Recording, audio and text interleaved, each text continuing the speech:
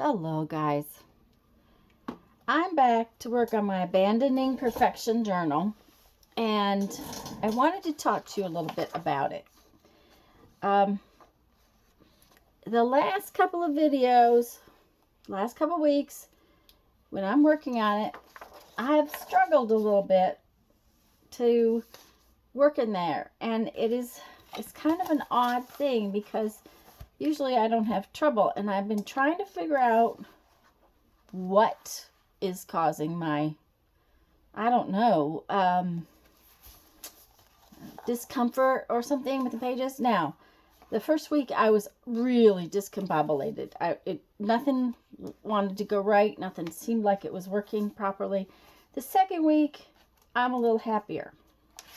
But I think I've figured out some of the things that's causing the discomfort. At the same time, those are things that are causing me to stretch a little. And the whole point of this journal was to not worry about pretty pages, but to stretch and to do stuff that was fun. And I've talked to Lisa about this, and Lisa said, well, do we need to change the shape of, do you need to start a different journal? Do you need to do it in a different way? And I said, no, because the whole point is to stretch a little bit. Part of the discomfort is the shape of this page for me. It's tall, it's skinny. I kind of like more square pages. So it's making me work in a way that's a little different. Another thing that, on Sundays when I do the little journal, and I've been doing that for more than a year, I grab junk off my desk and I don't plan, and I don't know what I'm going to do at all when I start. I honestly don't. And I pick a page randomly in the journal and I work on it, and it's fine. But I also don't have a prompt I'm working with. So to grab a prompt off the page and then not think it through a little bit, that was causing me confusion and a little discomfort. Okay, well that's cool, because in all honesty, sometimes we should have a little bit of discomfort because it makes us think.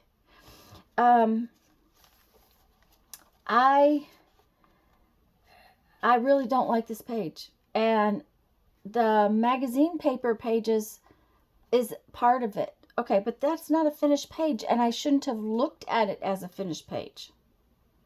It was one prompt.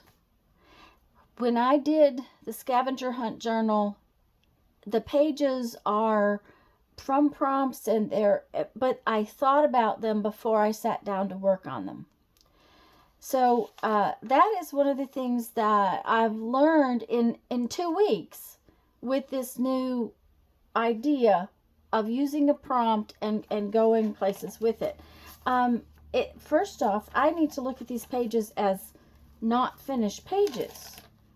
If that's a prompt and that's a base, I need to go further with it. Or this one back here, take it further and make it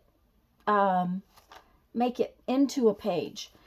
These 2 pages, this one and this one that I did last week, both of those I thought through the prompt a little bit ahead of time, and I realized that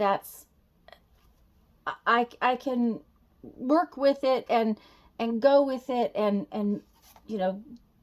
maybe it wasn't exactly what I started out to do, but at the same time I had at least a direction. So that's something I just, I've learned about myself. The shape is confusing to me, which is not a big deal. It's something that I need to learn to work with too. If I had made these 2-page spreads and that be my pages, it's a more it's a more comfortable shape for my brain, I guess. But I really like the fact that I had to to work with the tall skinny.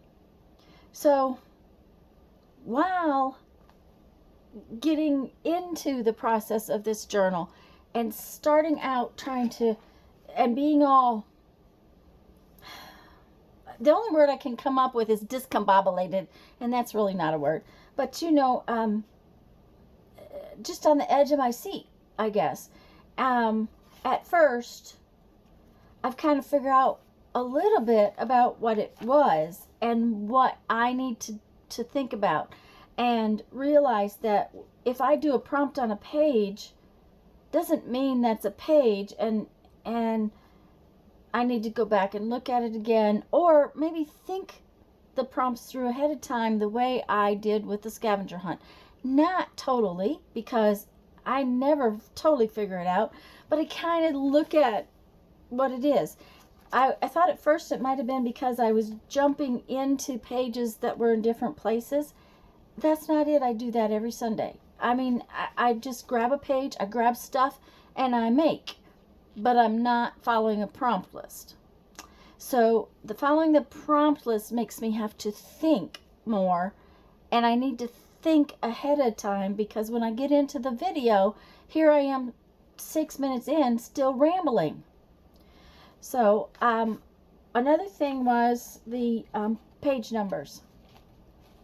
And I did go through, and as you can see on this page, I numbered them with I just made little numbers with pencils, so that if I flip back here to do something, I have a number on the page so that I can write it down. That was just another part of the problem. So that all being said, today I'm going to work on making my numbers for my pages.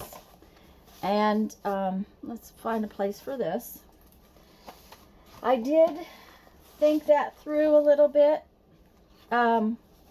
We are supposed to make the numbers on our pages in as many different ways as possible, in many different fonts as possible. But I needed them to have something that made them stand out as the page number.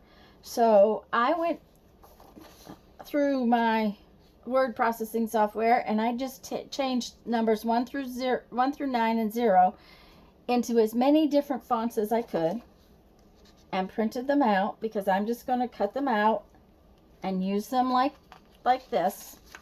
I have my rubber stamp numbers. Oops, that's just a blank page.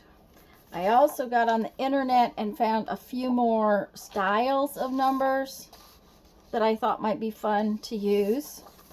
So I have a whole bunch of different types of numbers. Then, to make them look a little similar but be different, I decided all my page numbers would be on little black and white tags of some sort. In my scavenger hunt journal, I used this little tag, and I made all the numbers on this little tag. Well, today I'm going to make a bunch of different shapes. This is another kind of tag. This is a ticket. This is a circle. I've got a pretty good sized square. That may be too big. I may have to cut my squares by hand.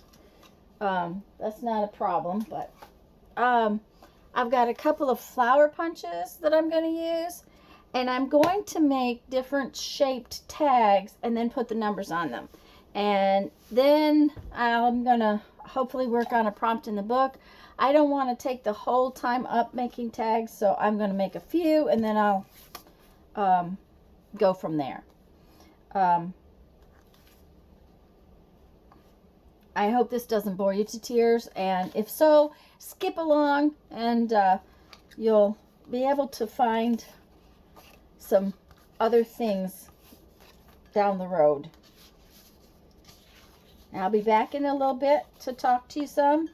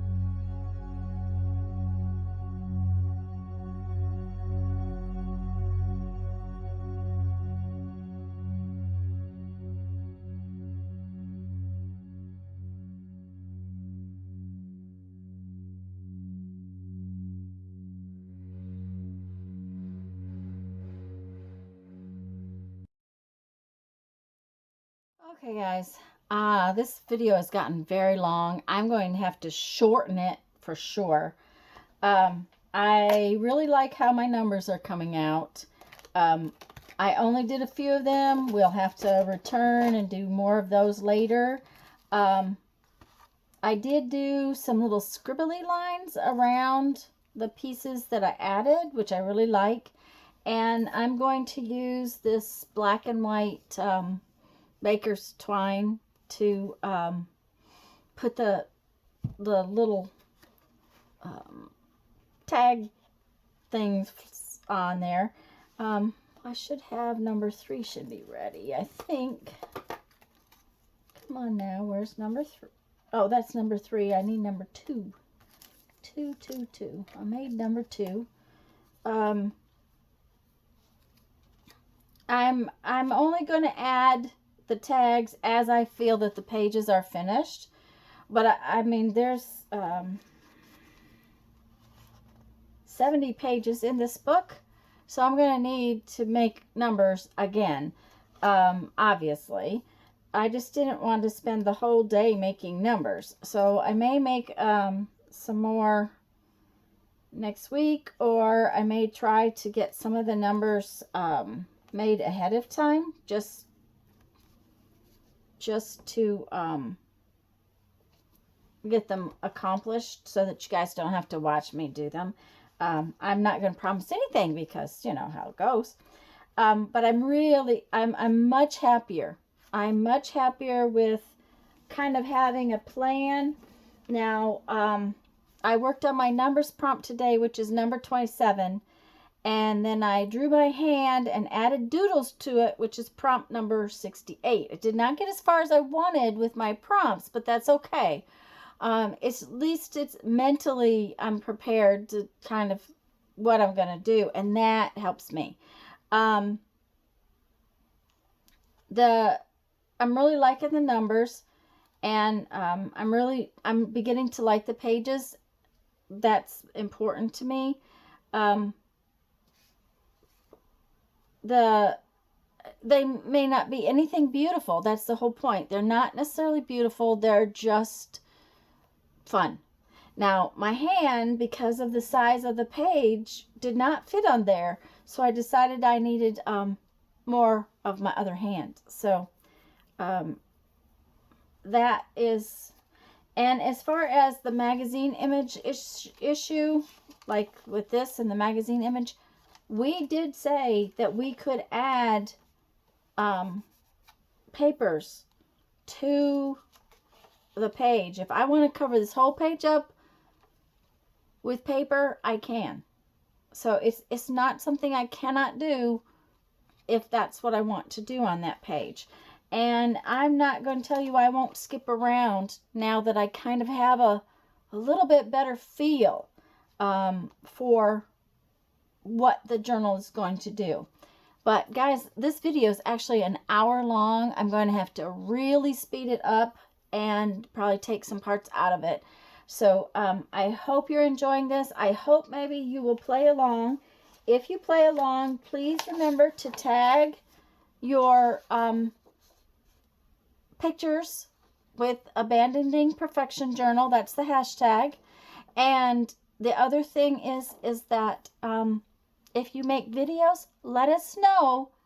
Try to upload them at the same time we do. We're uploading these videos at 5:00 p.m. Central Time on Friday afternoons. And if you're going to do that, we would love to have your links. And what we will do is put your links in our description boxes. And that way, while it's not an official hop, it is a fun hop around for the community. So anyways, guys, I hope you enjoyed today. I do feel a lot better about this journal. I do feel a lot better about the project. And I hope you go have fun, make some art. Bye-bye.